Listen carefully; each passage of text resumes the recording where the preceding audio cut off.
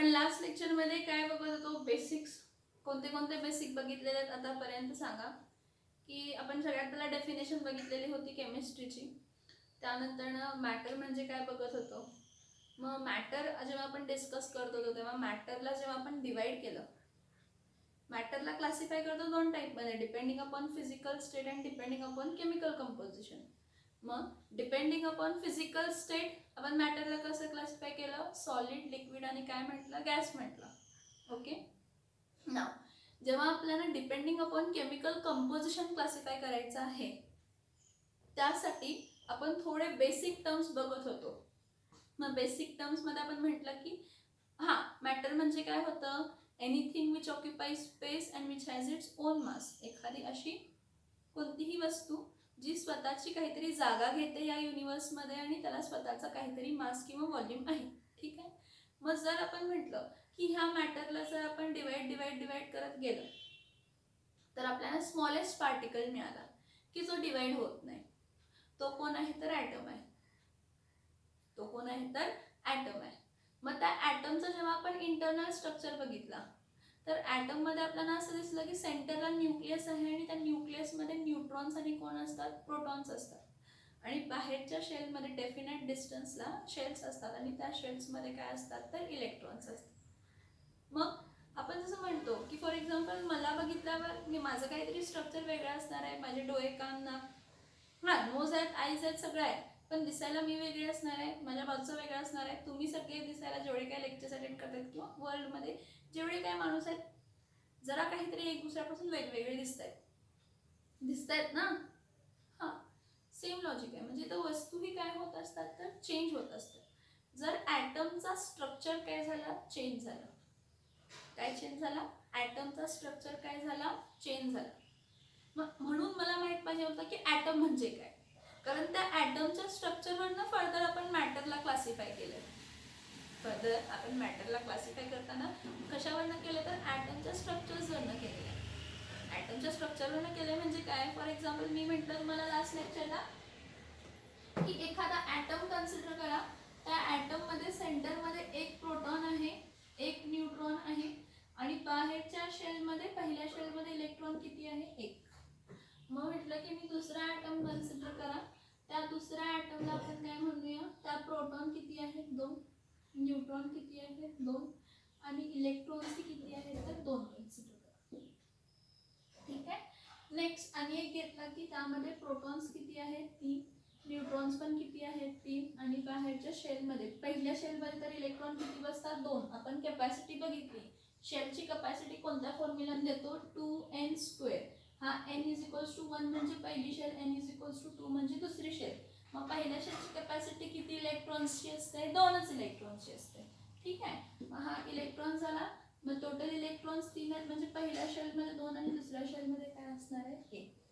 हा बघा, हा जो ॲटम आहे, जेव्हा हे असाच ॲटम तुम्हाला खूप सारे मिळतील, असेच ॲटम्स तुम्हाला खूप सारे मिळतील. का बघा, ॲटम इज इनडिव्हिजिबल आणि त्याचा मास खूप कमी असतो. एका सिंगल ॲटमचा मास किती असतो, 10⁻⁻27 kg इतका असतो. 10⁻⁻27 kg इतका मास असतो ॲटमचा.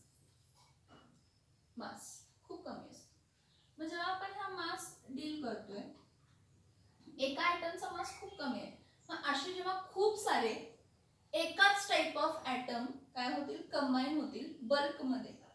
असे एकाच टाईप ऑफ ॲटम, मी एकाच टाईप ऑफ ॲटम म्हटलं म्हणजे काय की मी म्हटलं हे बघा, हे तुम्हाला दिसण्यासाठी एवढे मोठे मोठे दाखवते पण ॲटम आपल्या डोळ्याला दिसत नाही. तर मी काय म्हणते की एखादा असा सबस्टन्स किंवा एखादा असा मॅटर आहे, एखादा असा मॅटर आहे. माझे शब्द बघा, मी म्हटलं एखादा असा मॅटर आहे की ज्यामध्ये ॲटम एकाच टाईपचे आहेत. म्हणजे काय, न्यूक्लियस आहे सेंटरला आणि बाहेरच्या शेलमध्ये एकच इलेक्ट्रॉन आहे. न्यूक्लियस आहे सेंटरला, बाहेरच्या शेलमध्ये एकच इलेक्ट्रॉन आहे. सेंटरला न्यूक्लियस आहे, बाहेरच्या शेलमध्ये एकच इलेक्ट्रॉन आहे.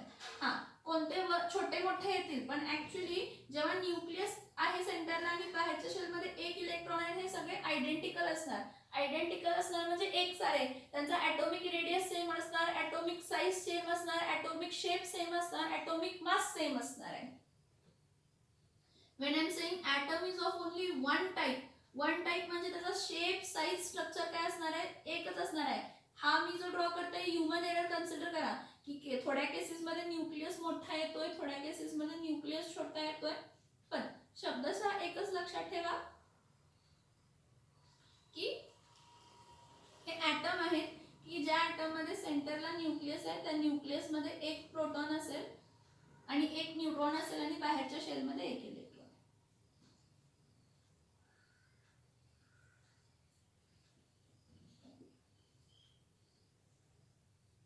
न्यूक्लियस आहे, हा न्यूक्लियस कायम सेंटरलाच असणार आहे, इथं तिथं नसणार आहे. ह्युमन एरर, बाकी सगळं ह्युमन एरर कन्सिडर करायचं, वर खाली इथं तिथं येते. सेंटरला न्यूक्लियस आहे, बाहेर एकच इलेक्ट्रॉन आहे. सेंटरला न्यूक्लियस आहे, बाहेर एक इलेक्ट्रॉन.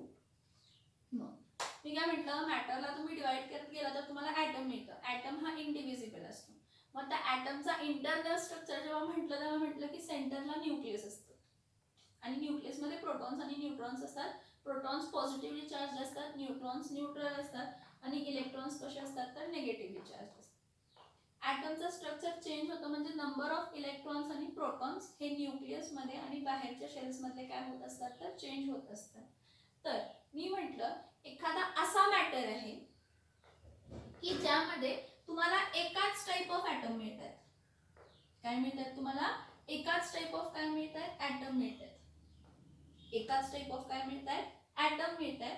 मग त्या मॅटरला आपण काय म्हणतो, एलिमेंट म्हणतो. अ मॅटर, एखादा वस्तू, matter, a matter which is made up of only one type of atom. Only one type of item.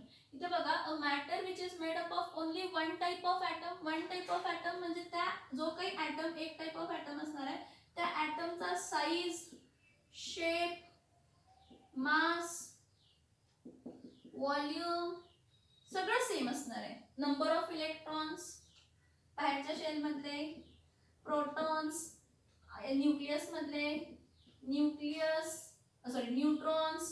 Nucleus मधले सगळे काय असणार आहेत, सेम. एखादी वस्तू जी कशी बनली आहे, एकाच टाइप ऑफ ॲटम पासून बनली आहे. म्हणजे खूप सारे एकाच टाइप ऑफ ॲटम कंबाईन होऊन एकच, जेव्हा म्हणजे एखादी वस्तू ज्यामध्ये फक्त एकाच टाइप ऑफ ॲटम दिसते, एखादी वस्तू ज्यामध्ये तुम्हाला एकाच टाइप ऑफ ॲटम दिसत आहे, त्याला आपण काय म्हणतो, element. So a matter which is made up of only one type of item.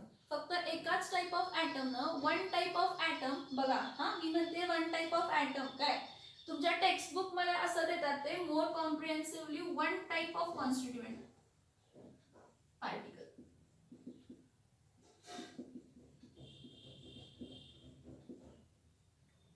जो एलिमेंट आहे तो एकाच टाइप ऑफ कॉन्स्टिट्युएंट पार्टिकल. म्हणजे इथं लक्षात घ्यायचं की त्यामध्ये एकाच टाइप ऑफ ॲटम आहे. मग असा कोणता वस्तू जो फक्त एकाच टाइप ऑफ ॲटम न बनलेला असतो आणि त्या ॲटमचं size, shape, mass, volume, structure, number of protons, number of electrons, nucleus सगळे काय असतात, सेम असतात, त्याला आपण काय म्हणतो, एलिमेंट म्हणतो. मग मला सांगा, आपण एलिमेंट बद्दल खूप काय काय डिस्कस केलं. काय की एलिमेंट्स, टोटल एलिमेंट्स अर्थवर किती आहेत तर 118. एलिमेंट्स टोटल अर्थवर किती आहेत तर 118 एलिमेंट्स आहेत. त्या 118 एलिमेंट्स आपण क्लासिफाय करताना कशामध्ये क्लासिफाय केलं, मेटल्स, नॉन मेटल्स आणि मेटलॉइड्स असं क्लासिफाय केलंय. मग त्यासाठी आपण काय प्लेस केलंय, पिरियोडिक टेबल. त्यासाठी आपण काय प्लेस केलं तर पिरियोडिक टेबल प्लेस केलंय. ठीक आहे, मग पिरियोडिक टेबल प्लेस केलंय. हा, मग आपण असं म्हणतो की हा, फॉर एक्झाम्पल आपल्या पिरियोडिक टेबल मध्ये मी थोडे एलिमेंट्स लिहून देते. हायड्रोजन असतं, हेलियम आहे, मग lithium, beryllium, boron, carbon, nitrogen, oxygen, fluorine आणि काय आहे, निऑन. अशी खूप सारे आहेत ना. ह्या खाली पण आहेत. निऑन नंतर इथं कोण असतं, sodium, magnesium, aluminium, silicon, phosphor, sulphur, chlorine, argon, हे पिरियोडिक टेबल मध्ये असं म्हटलं ना. मग हा हायड्रोजन ॲटॉमिक नंबर 1 असं 1 म्हणतो, helium atomic number 2, lithium atomic number 3, beryllium atomic number 4, boron atomic number 5, carbon atomic number 6, nitrogen atomic number 7, oxygen atomic number 8, fluorine atomic number 9, neon atomic number 10, sodium atomic number 11, magnesium atomic number 12, aluminium atomic number 13, silicon atomic number 14, phosphorus 15, sulfur 16, chlorine 17, argon 18.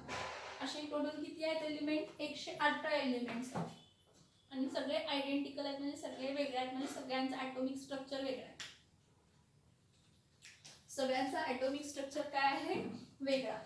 का सांगते. इथं बघा, hydrogen मध्ये किती electron असतो? एकच. एकच shell असते आणि हायड्रोजन मध्ये एकच इलेक्ट्रॉन असतं. हेलियम मध्ये किती इलेक्ट्रॉन असतात? 2 आणि एकच शेल असते. लिथियम मध्ये ॲटॉमिक नंबर 3 आहे, म्हणजे इलेक्ट्रॉन 3 आहेत, पण ते इलेक्ट्रॉन 3 कसे असतात? 3 इलेक्ट्रॉन कसे असतात? पहिल्या शेल मध्ये 2, दुसऱ्या शेल मध्ये 1. बेरिलियम मध्ये पहिल्या शेल मध्ये 2, दुसऱ्या शेल मध्ये 2. Beryllium atomic number 4.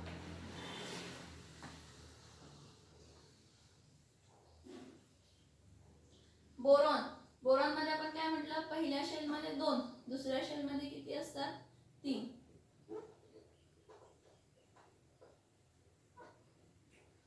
2,3. कार्बन पहिल्या शेल मध्ये 2, दुसऱ्या शेल मध्ये 4. 4 + 2 6. Nitrogen 2,6. Oxygen nitrogen 2,5. Oxygen 2,6. Fluorine 2,7. Neon 2,8. सगळ्यांचे ॲटॉमिक स्ट्रक्चर बघा वेगळे असणार आहेत ना. शेल जर काढलं, लिथियम हा एलिमेंट आहे. लिथियम हा एलिमेंट आहे, पण कोणत्या ॲटम पासून बनलाय? तो अशा ॲटम पासून बनलाय की ज्यामध्ये 2 शेल आहेत. किती शेल आहेत? 2 शेल आहेत. पहिल्या शेल मध्ये 2 इलेक्ट्रॉन आहेत, बाहेरच्या शेल मध्ये एकच इलेक्ट्रॉन आहे. बेरिलियम अशा ॲटम्स पासून बनलाय. बेरिलियम हा नाव दिलाय अशा एलिमेंटला की त्याचे ॲटम्स जे आहेत पहिल्या शेल मध्ये 2, दुसऱ्या शेल मध्ये 2 असे ॲटम्स आहेत त्यामध्ये. बोरॉन मध्ये पण सेम, पहिल्या शेल मध्ये 2 आहे, दुसऱ्या शेल मध्ये 3 ॲटम इलेक्ट्रॉन्स आहेत. कार्बन हा एलिमेंट आहे. ह्या एलिमेंटचे ॲटम्स असे असणार आहेत की पहिल्या शेल मध्ये 2 आणि दुसऱ्या शेल मध्ये 4. ऑक्सिजन पहिल्या शेल मध्ये त्यामध्ये इलेक्ट्रॉन्स किती आहेत? 2. दुसऱ्या शेल मध्ये किती आहेत? 6. फ्लोरीन पहिल्या शेल मध्ये 2 आहेत आणि दुसऱ्या शेल मध्ये 7 इलेक्ट्रॉन्स आहेत. निऑन पहिल्या शेल मध्ये 2 आहेत आणि दुसऱ्या शेल मध्ये किती आहेत? 8 आहेत. इलेक्ट्रॉन्स हे ॲटम्स आहेत. एलिमेंट जेव्हा आपण म्हणतो तेव्हा कन्सिडर करा की एलिमेंट हे एकाच टाइप ऑफ ॲटम, एकाच टाइप ऑफ खूप साऱ्या ॲटम पासून बनलेले आहे. एकाच टाइप ऑफ ॲटम, पण ते खूप सारे ॲटम्स कंबाईन झालेत म्हणजे चिटकलेत किंवा जवळ आणलेत आणि मग तो एलिमेंट काय झालेला आहे? बनलेला आहे. त्याच्या खालचे पण आहेत लिथियम, बेरिलियम, सोडियम. इथं काय होता? सोडियम. सोडियम नंतर कोण होता? मॅग्नेशियम. मॅग्नेशियम नंतर aluminium, silicon, phosphor, sulphur, chlorine आणि कोण होता? आर्गॉन. ह्याचे ॲटॉमिक नंबर्स आपण म्हटले 11, 12, 13, 14, 15, 16, 17, 18.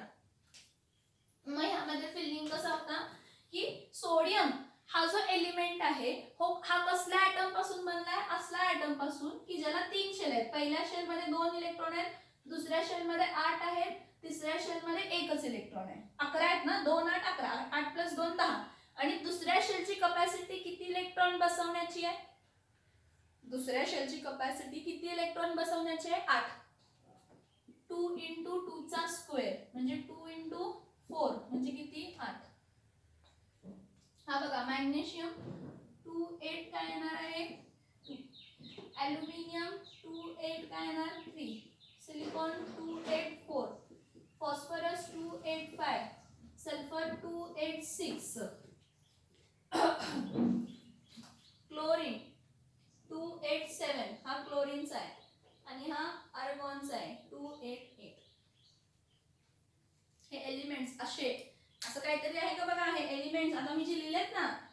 एलिमेंट्स ऍटम्स पासून बनलेत म्हणजे ऍटम्स ऑफ वन टाइप. मग एलिमेंट चेंज झाला तर टाइप ऑफ ऍटम काय झाला? चेंज. एलिमेंट चेंज झाला, टाइप ऑफ ऍटम काय झाला? चेंज.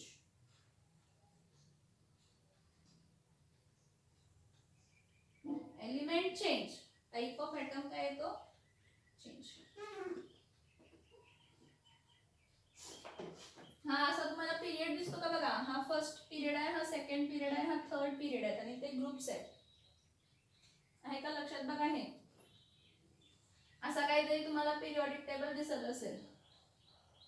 पण हा पिरियॉडिक टेबल पुट करण्याआधी, हा पिरियॉडिक टेबल पुट करण्याआधी एलिमेंट म्हणजे काय हे माहित असायला पाहिजे.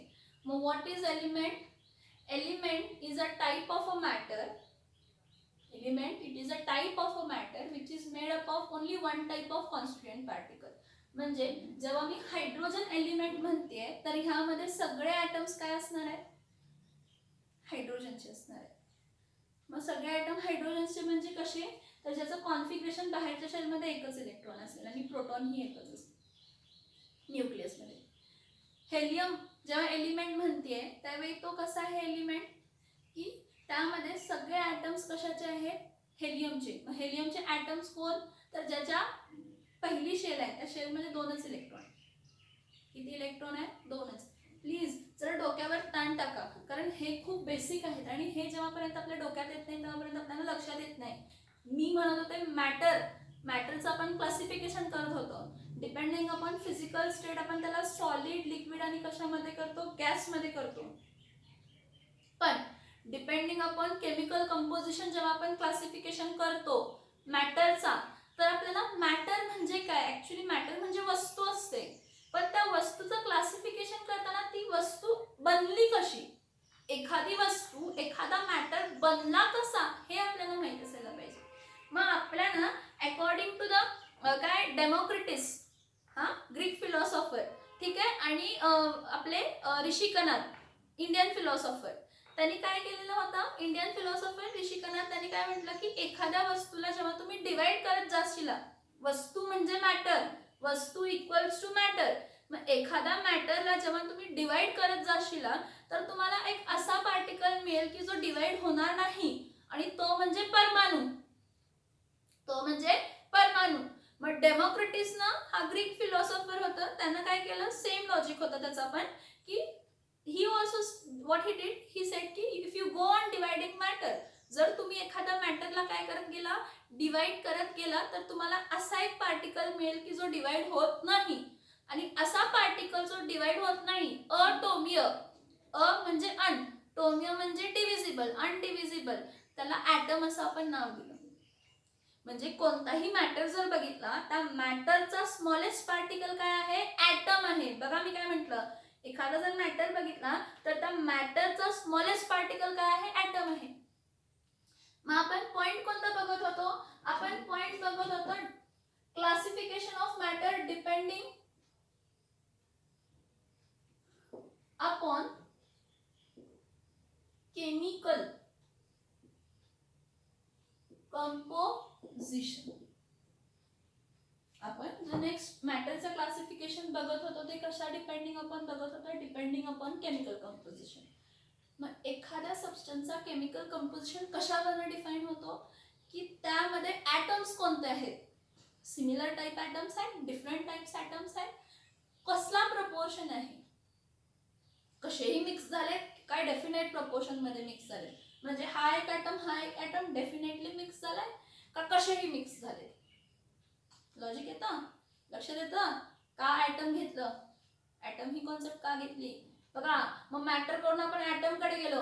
मग ॲटमचा इंटरनल स्ट्रक्चर डिस्कस केला. मग त्या ॲटमच्या इंटरनल स्ट्रक्चर मध्ये आपण म्हटलं सेंटरला न्यूक्लियस आहे, न्यूक्लियस मध्ये प्रोटॉन्स न्यूट्रॉन्स आहेत, प्रोटॉन्स पॉझिटिव्हली चार्ज असतात, न्यूट्रॉन्स न्यूट्रल असतात त्यावर चार्ज नसतं आणि एका डेफिनेट डिस्टन्सला शेल आहेत त्यामध्ये इलेक्ट्रॉन्स आहेत. मग परत आणि गेलो कशात की पहिली शेल असेल तर त्यामध्ये किती इलेक्ट्रॉन बसणार, दुसरी शेल मध्ये असेल तर त्यामध्ये किती इलेक्ट्रॉन बसणार, तिसरी शेल असेल तर त्यामध्ये किती इलेक्ट्रॉन बसणार. म्हणजे जर इलेक्ट्रॉन चेंज झाले शेल मधले तर ॲटम पण काय झाला? चेंज, वेगवेगळे ॲटम. मग आपण एलिमेंटची डेफिनेशन घेतली. काय म्हटली एलिमेंटची definition? Element is a matter. Element हा मॅटरच आहे, ही वस्तूच आहे, पण अशी वस्तू की ज्यामध्ये जे कॉन्स्टिट्युएंट पार्टिकल्स आहेत, ॲटम्स आहेत, ज्यामध्ये हे कॉन्स्टिट्युएंट पार्टिकल्स किंवा ॲटम्स जे आहेत, कोणती वस्तू ॲटमनं बनली आहे, मग त्यामधले एलिमेंट्स मधले ॲटम एकाच टाईपचे. Element is a matter which is made up of only one type of constituent particle, only one type of atom. म्हणजे जर मी एलिमेंट बघतीये तर त्या एलिमेंट मध्ये मी हायड्रोजन एलिमेंट जेव्हा बघणार, त्या हायड्रोजन मध्ये सगळे ॲटम्स हायड्रोजनचे असणार आहेत. सगळे ॲटम्स हायड्रोजनचे म्हणजे काय? तर असं की ज्याच्या सेंटर मध्ये न्यूक्लियस आहे, न्यूक्लियस मध्ये प्रोटॉन एक आहे, न्यूट्रॉन एक आहे, ठीक आहे, आणि बाहेरच्या शेल मध्ये एक इलेक्ट्रॉन आहे. बाहेरच्या शेल मध्ये एक इलेक्ट्रॉन आहे. खूप जणांच्या मनात क्वेश्चन येईल की हा हायड्रोजन जर म्हटला तर त्यामध्ये न्यूट्रॉन नसतो, प्रोटॉन एकच असतो आणि इलेक्ट्रॉन एकच असतो. आपण आयसोटॉप्स कडे अजून गेलेलो नाही, आपण तेवढं इन डिटेल शिकलेलं नाही, त्यामुळे ते साईडला ठेवा. स्टार्टिंग गाडीवर आहे, या लक्षात ठेवा की कन्सिडर करा हायड्रोजन आहे, प्रोटॉन एक आहे, न्यूट्रॉन एक आहे आणि बाहेरच्या शेल मध्ये इलेक्ट्रॉन एक आहे. मग जेव्हा मी कार्बन हा एलिमेंट म्हणतीये तर त्या कार्बन एलिमेंट मध्ये सगळे ॲटम्स कोणाचे असणार आहेत? कार्बनचे.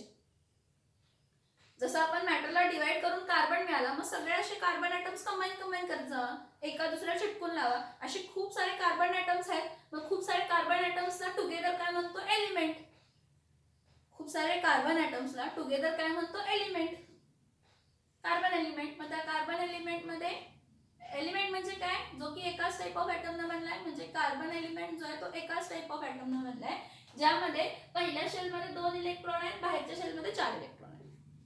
Same logic for everyone. जर मी ऑर्गॉन एलिमेंट म्हणतीये तर ऑर्गॉन हा एलिमेंट असा आहे की ज्यामध्ये एकाच टाइप ऑफ ॲटम आहे.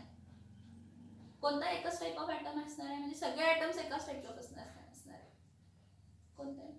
तर पहिल्या शेल मध्ये 2, दुसऱ्या शेल मध्ये 8 आणि तिसऱ्या शेल मध्ये पण किती इलेक्ट्रॉन्स आहेत? त्याच्या 8च आहेत. तिसऱ्या शेल मध्ये पण किती आहे? 8च आहे. समजते का इकडे पर्यंत? एलिमेंट. हा, मग matter depending upon chemical composition. पहिला क्लासिफिकेशन काय बघितला? एलिमेंट. मॅटरचा पहिला टाइप काय बघितला? Depending upon chemical composition. Element काय? A matter which is made up of only one type of atom. हा, that is one type of atom म्हणजे त्या ॲटमचा जो काय ॲटम असणार आहे त्याचा size, shape, mass, structure, number of electrons, proton सगळे काय असणार आहेत? सेम असणार आहे. त्याला आपण काय म्हणतो? एलिमेंट. काय म्हणतो? एलिमेंट. ठीक आहे. तर काय झालं, विथ टाइम आपण असं जेव्हा रिसर्चिंग स्टार्ट केलं, कन्सिडर करा की मला असा एखादा असा मिळाला असेल स्ट्रक्चर, CH4 असं कोणतरी मिळालं असेल.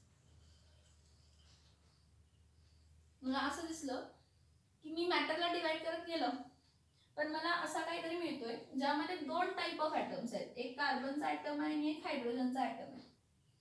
कशाचा आहे? कार्बनचा ॲटम आहे आणि हायड्रोजनचा ॲटम आहे. पण कार्बनचा एकच ॲटम आहे आणि हायड्रोजनचे 4 ॲटम आहेत. कार्बनचा एकच ॲटम आहे आणि हायड्रोजनचे 4 ॲटम आहेत आणि ते लिंक कसे आहेत तर असे काहीतरी.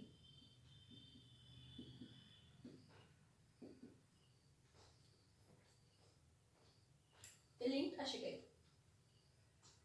मग परत जेव्हा आपल्याला असे स्ट्रक्चर्स मिळाले की ज्यामध्ये एकापेक्षा जास्त टाइप ऑफ ॲटम होते, ज्या केसेसमध्ये एकापेक्षा जास्त टाइप ऑफ काय होते? ॲटम्स होते. आता मी असे खूप सारे एक्झाम्पल्स तुम्हाला देऊ शकते आपल्या डेली लाईफमध्ये. ग्लुकोज माहिती आहे तुम्हाला? ग्लुकोज C12H22O11 कोण आहे? हा सुक्रोज आहे. सॉरी, हा सुक्रोज आहे. हा बघताय ना, हा डेली लाईफ मधला स्ट्रक्चर आहे आपल्याला, म्हणजे हा फाइंड झालाच असेल. ग्लुकोज, फ्रुक्टोज C6H12O6 असतो.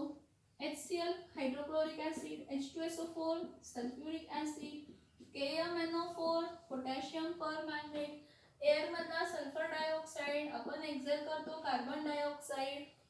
आपल्या एअर मध्ये नायट्रेट्स आहेत, NO2 nitrogen dioxide, CFC gases आहेत, क्लोरोफ्लोरोकार्बन. असे सगळे खूप सारे. बघा, तुम्ही म्हणाल हा हे काय आहे? हे कंपाऊंड आहे असं तुम्ही डायरेक्टली म्हणणार, आहे की नाही? मग त्याचं काहीतरी लॉजिक असेल ना क्लासिफिकेशन मध्ये, त्याचं काहीतरी लॉजिक असणार ना क्लासिफिकेशन मध्ये, की नसणार आहे? असणार आहे. जसं आपण एलिमेंट म्हटलं, a matter which is made up of only one type of atom, त्याला आपण काय म्हटलं? एलिमेंट. मग आपल्याला जेव्हा आपण रिसर्चिंग करत होतो, सायंटिस्ट जेव्हा रिसर्च करत होते त्यावेळी त्यांना असेही वस्तू मिळाल्या, अशाही मॅटर मिळाले की ज्यामध्ये एकापेक्षा जास्त टाईप ऑफ ॲटम होते, एकापेक्षा जास्त टाईप ऑफ काय होते? ॲटम होते. एकापेक्षा काय होते? जास्त टाईप ऑफ ॲटम होते आणि ते डेफिनेट प्रपोर्शन मध्येच होते. डेफिनेट प्रपोर्शन म्हणजे काय? की हा जो मॅटर होता, ह्या मॅटरमध्ये कार्बन 12, हायड्रोजन 22 आणि ऑक्सिजन 11च होते. मग तुम्ही कुठेही मग तुम्ही नॅचरली ऑब्टेन करा किंवा तुम्ही लॅबोरेटरीमध्ये बनवा, तुम्हाला असाच कंपाऊंड मिळत होता, हा असाच स्ट्रक्चर मिळत होता. मग हे म्हणजे काय? मग ही कोणती वस्तू? ह्याला काय नाव दिलं? तर ह्याला नाव दिलं कंपाऊंड. ह्याला काय नाव दिलं आपण? कंपाऊंड नाव दिलं. मग काय कंपाऊंड म्हणजे काय?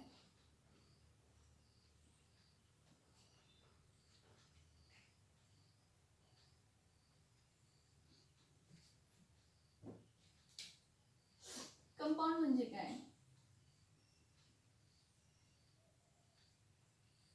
What are compound? So compound, a matter which is made up of two or more different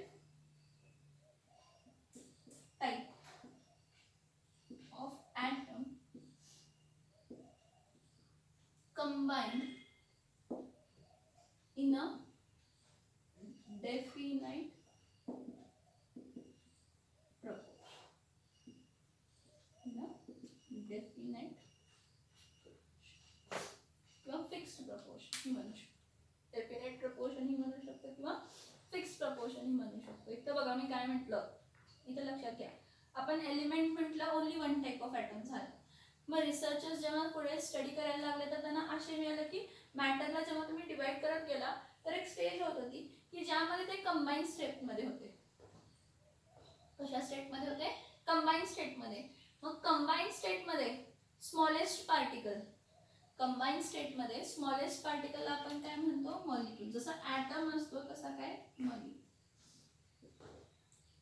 मग मॉलिक्यूल म्हणजे आपल्याला एक मॉलिक्यूल मिळाला C11H22O11 हा मॉलिक्यूल मिळाला, ज्यामध्ये एकापेक्षा जास्त टाइप ऑफ ॲटम एका डेफिनाइट प्रपोर्शन मध्ये मिक्स्ड होते, एका डेफिनाइट स्ट्रक्चर त्याने काय केलेला होता? तर फॉर्म केलेला होता.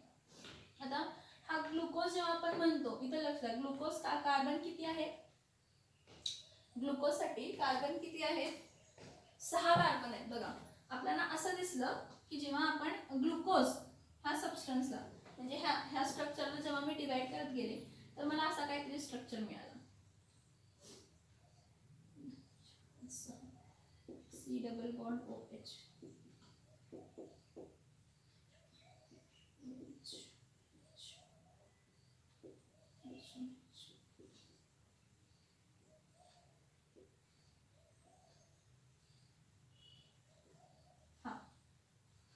हा स्ट्रक्चर मिळाला.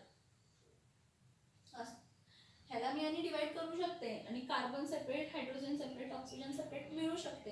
पण जेव्हा मी एखाद्या मॅटरला डिवाइड करत गेले त्या मॅटरमध्ये जे कॉन्स्टिट्युएंट पार्टिकल मिळाले मला असे मिळाले. मग कॉन्स्टिट्युएंट पार्टिकल असा मिळाला म्हणजे यामध्ये कार्बन किती आहेत? 1 2 3 4 5 किती आहेत? 6. हायड्रोजन किती होते? तर 12 होते. ऑक्सिजन किती होते? 6 आहे. बघा 1 2 3 4 5 6. मग हा जेव्हा आपण एखादा मॅटर डिवाइड करत जातो त्या मॅटरमध्ये डिवाइड केल्यावर आपल्याला असा कॉन्स्टिट्युएंट पार्टिकल मिळतो की ज्यामध्ये एकापेक्षा जास्त डिफरंट टाइप ऑफ ॲटम्स, एकापेक्षा जास्त different type of atoms, different type of atoms म्हणते मी तर. डिफरंट टाइप ऑफ ॲटम म्हणजे कार्बनचं स्ट्रक्चर वेगळं असणार आहे, हायड्रोजनचं स्ट्रक्चर वेगळं असणार आहे, ऑक्सिजनचं स्ट्रक्चर वेगळं असणार आहे. एकापेक्षा जास्त डिफरंट टाइप ऑफ ॲटम एका डेफिनेट प्रपोर्शन मध्ये कंबाईन झाले आणि मग त्याचं स्मॉलेस्ट पार्टिकल फॉर्म झालाय. मग त्याचा काय झालाय? स्मॉलेस्ट पार्टिकल फॉर्म झालाय. मग smallest particle in a combined state कोण आहे? Molecule. when two or more different type of atom, बघा मी काय म्हणते, when two or more different type of atom combine with each other in a definite proportion. definite proportion काय? Carbon 11, hydrogen 12, oxygen 11 किंवा glucose घेतला तर C6H12O6 हे एका definite proportion मध्ये काय झालेले होते? कंबाईन. H2SO4 घेतला, H2SO4 कसा असतो बघा, OHS double bond OS double bond OH असा एखादा आपल्याला स्मॉलेस्ट पार्टिकल जो मिळाला तो असा मिळाला H2SO4 चा, 2 हायड्रोजन 1 सल्फर ऑक्सिजन 4, हा असा मॉलिक्यूल मिळाला. HCl चा वेग कशा होते? H सिंगल बॉन्ड काय होते? Cl.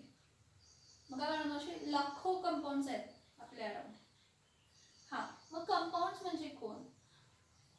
वस्तू, अशी वस्तू जी बनली आहे two or more different type of atom, दोन किंवा दोन पेक्षा जास्त different type of atom. Different type of atom म्हणजे काय? त्याच्या बाहेरच्या शेलमध्ये इलेक्ट्रॉन्स काय झाले तर चेंज झालेले आहेत.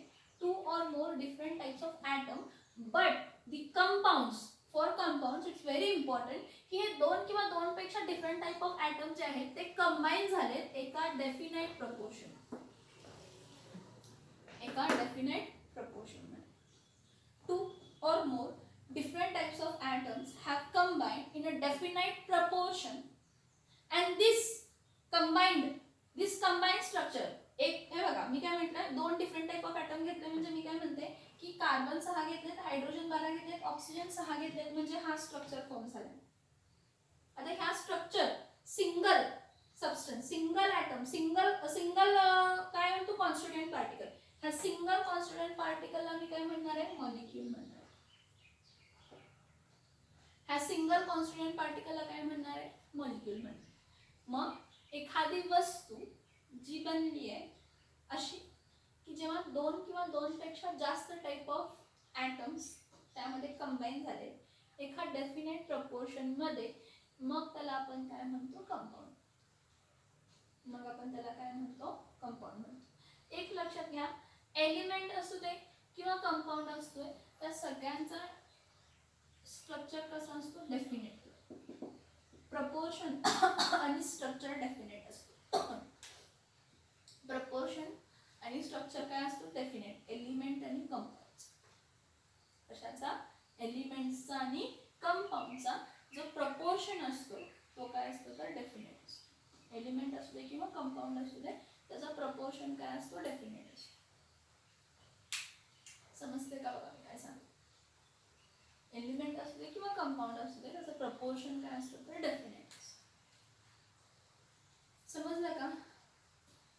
समजलं का? ठीक आहे. आता आपल्या ह्याच्याकडे येऊया. मग मिक्सचर्स म्हणजे काय असतं?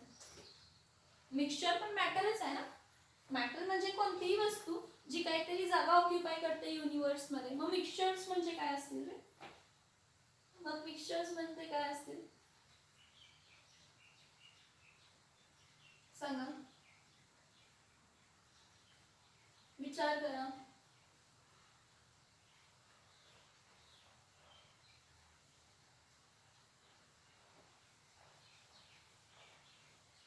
मिक्सचर्स म्हणजे काय असतील?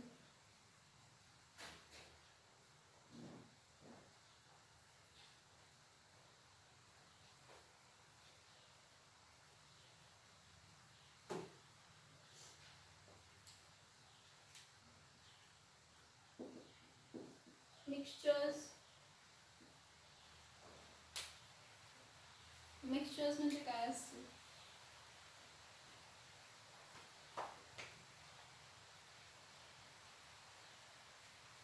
मिक्सचर्स म्हणजे काय असतील? Mixture is also matter. A matter which is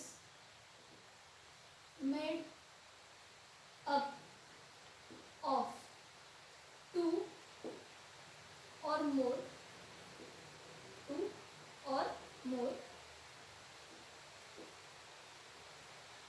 different type of atom or molecule.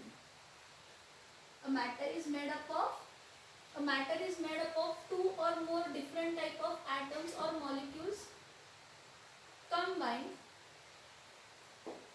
in indefinite proportion. Indefinite proportion. Mixture साठी प्रपोर्शन डेफिनेट नसतो. जसं मी कंपाऊंड साठी म्हटलं की डेफिनेट प्रपोर्शन आहे मगच तो कंपाऊंड म्हटला जाईल. म्हणजे फॉर एक्झाम्पल जेव्हा मी सल्फ्युरिक ऍसिड म्हणणार H2SO4 तर त्या H2SO4 मध्ये 2 हायड्रोजन 1 सल्फर 4 ऑक्सिजन असायला पाहिजे. हा पण बॉन्डेड कसे असायला पाहिजेत. ह्या सल्फरला 2 डबल बॉन्ड ऑक्सिजन बरोबर आणि 1 OH आणि 1 OH असे बॉन्ड्स असायला पाहिजे. असा स्ट्रक्चर असायलाच पाहिजे. असा स्ट्रक्चर असायलाच पाहिजे. HCl म्हटला तर H single bond Cl, KMnO4 again same logic, मॅग्नीजला लिंक अप असणार. ग्लुकोज स्ट्रक्चर सगळे रिलेटेड. यांचे डेफिनेट प्रपोर्शन्स. प्रपोर्शन्स काय आहे? Definite proportions. मग मिक्सचर्स म्हणजे काय असतात? A matter which is made up of, अशी वस्तू जी बनली आहे कशापासून? 2 किंवा 2 पेक्षा जास्त डिफरंट टाइप ऑफ ॲटम्स आहेत किंवा 2 किंवा 2 पेक्षा जास्त डिफरंट टाइप ऑफ मॉलिक्युल्स आहेत.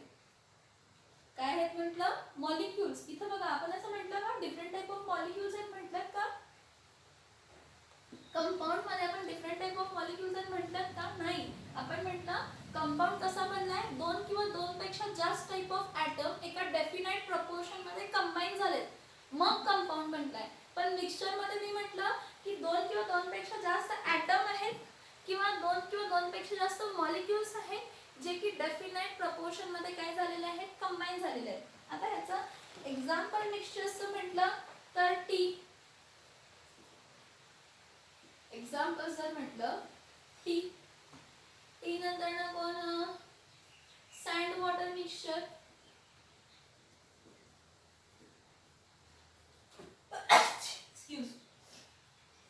sand water mixture, again tea, sand water mixture, lemon juice, शरबत,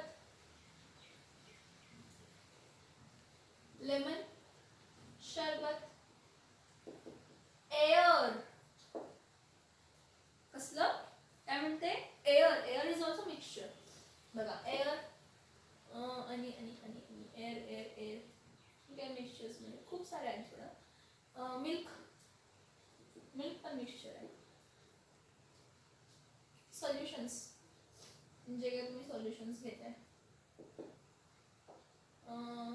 इमल्शन्स. हे सगळे मिक्सचर्स आहेत. काय सांगते बघा. सँड वॉटर जेव्हा मी म्हटलं मिक्सचर म्हटलं सँड आणि वॉटर. इथं बघा ना सँड आणि वॉटर जेव्हा मी म्हटलं तर बघा सँड अँड वॉटर मिक्सचर जेव्हा मी म्हटलं सँड म्हणजे सिलिका डायऑक्साइड ठीक आहे आणि वॉटर म्हणजे काय H2O. 2 कंपाऊंड आहेत ना पण हे 2 कंपाऊंड कसेही मिक्स केले. सँड वॉटर मिक्सचर म्हणजे तुम्ही सँड जास्त घ्या पाणी कमी घ्या पाणी जास्त घ्या सँड कमी घ्या काही फरक पडणार नाही. चहा टी.